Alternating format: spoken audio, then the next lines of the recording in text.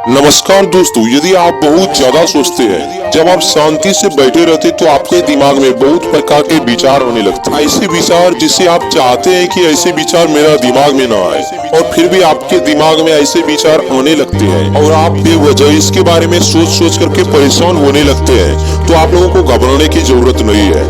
आप इस कहानी को लास्ट तक जरूर सुनिएगा, इससे आपको बहुत ज्यादा कुछ समझने को मिलेगा। और आप यदि इस कहानी का प्रयोग करते हैं तो मैं आप लोगों को गारंटी देता हूँ कि आप लोग इस समस्या से मुक्ति पा सकते हैं। इससे पहले मुझे आप लोगों से एक छोटी सी रिक्वेस्ट है, कृपया कर वीडियो को लाइक कर चैनल को सब्सक्राइब कर लीजिए। इससे आप लोगों को मेरा हर वीडियो का नोटिफिकेशन सबसे पहले की शुरुआत करते हैं। एक गाँव में एक किसान रहता था। वो बहुत ज्यादा अपने दिमाग में बहुत से ख्यालों को सोचता था। उसके दिमाग में बहुत से ऐसे विचार अपने आप आ जाते थे जिसको कि वो चाहता था कि ऐसे विचार मेरे दिमाग में न आए, और वह इसी के बारे में सोचते रहता था और इससे उनका संबंध कुछ भी नहीं था। वह इन बातों से बहुत ज्यादा परेशान हो गया। एक बार उनके गांव में एक साधु महात्मा जी आए।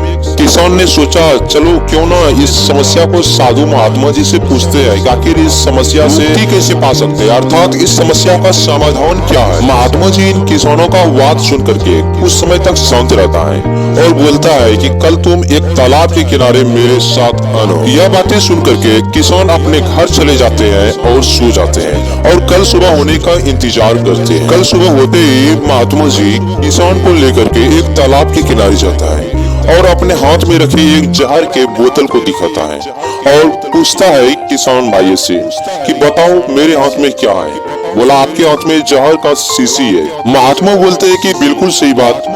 और आगे महात्मा जी बोलते हैं कि मुझे कुछ भी समझ में नहीं आ रहा है कि मैं इन शीशी का क्या, मैं इसे अपने हाथ में रखते रखते परेशान हो रहा हूँ। मैं एक काम करता हूँ, इन जहर के शीशी को इस तालाब में डाल देता हूँ।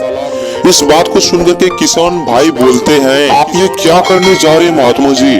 आप यदि इस जहर के शीशी को इस तालाब में डाल देंगे तो इस तालाब में रहने वाले सभी मछली एवं जीव जंतु मर जाएंगे। महात्मा जी रुक जाते हैं और वहाँ से ऊपर आकर के किसान भाइयों से पूछता है, आखिर बताओ मेरे हाथ में जहर का शीशी किसने लाया? तो किसान भाइयों ने बोला कि जहर का शीशी तो आपने खुद ही लाए थे।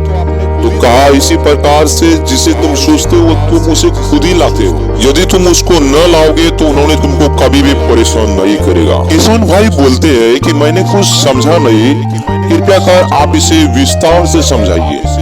तब महात्मा जी बोलते हैं, महात्मा जी ने कहा, जब जब तुम अपने कार्यों में व्यस्त रहते हो तो उसी कार्यों के बारे में सोचो, दूसरे कार्यों के बारे में मत सोचो। अर्थात जिस कार्य को अभी तुम कर रहे हो उसी कार्य को करो, दूसरी चीज के बारे में सोचो ही मत। और जब तुम हमेशा एक ही कार्य के बारे में सोचोगे तो दूसरा विचार तुम्हारे दिमाग में आएगा ही नहीं। महात्मा जी आगे बोलते हैं कि यह सारे विचार मन में ही पैदा होता है, इसलिए इस मन को अपने वश में करके रखो। यानी कि कहने का मतलब यह है कि अपने मन को आत्मा के वश में करके रखो।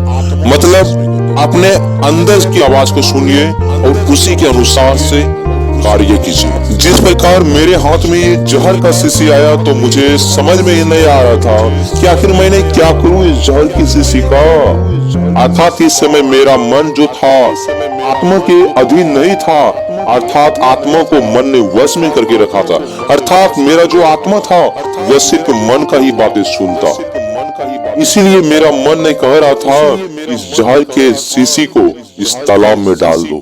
यदि मैंने अपने मन को वश में करके रखा होता तो ऐसा नहीं होता। आगे किसान भाई बोलता है कि आखिर इस मन को वश में कैसे कर सकते हैं? तो महात्मा जी बोलते हैं कि मन को वश में करने का सबसे पहले आपको प्रैक्टिस करना पड़ेगा। जब आप प्रैक्टिस कीजिएगा, करते करते ये शुरुआत में नहीं होगा लेकिन एक बार जाकर के जरूर हो जाएगा। और जब आपका मन आपके वश में हो जाएगा तब आप इस समय किसी का आदी नहीं होंगे। किसान भाई समझ जाता है और महात्मा जी को प्रणाम करके वहाँ से अपने घर लौट जाता है। और महात्मा जी की बातों को सुन करके उनके बातों को मन में दोहरा करके और प्रैक्टिस करता है। और प्रैक्टिस करने के बाद उनको आभास होने लगता है कुछ दिनों बाद कि मैंने अपने मन को अपने वश में कर लिया। तो दोस्तों, आप सभी लोग भी यदि ज्यादा सोचते हैं तो इसमें से है कि आपका मन बहुत ज्यादा चंचल है, आपका मन आपके वश में नहीं है। तो सबसे पहला कार्य आपके मन को आपके वश में करना पड़ेगा।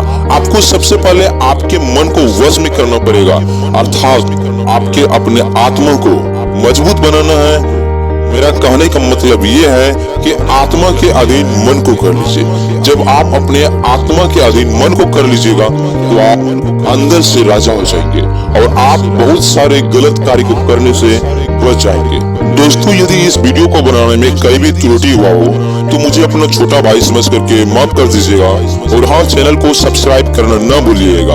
और दोस्तों, यदि आप लोगों को कोई कदर नहीं करता है तो आप लोग लेफ्ट वाली वीडियो देख लीजिएगा, और यदि आप एक पढ़ने वाले स्टूडेंट है तो आप लोग राइट साइड में लगे हुए वीडियो को देख लीजिएगा, जिसमें से आप बोर्ड एग्जाम में 90% मार्क्स को सिर्फ 90 दिनों में पढ़ करके कैसे स्कोर कर सकते हैं तो उसी के बारे में बताया हो। और दोस्तों, बहुत ही डिटेल से बताया हो तो वीडियो को भी एक लाइक करना न भूलिएगा। जय हिंद, जय भारत। जय हिंद, जय भारत।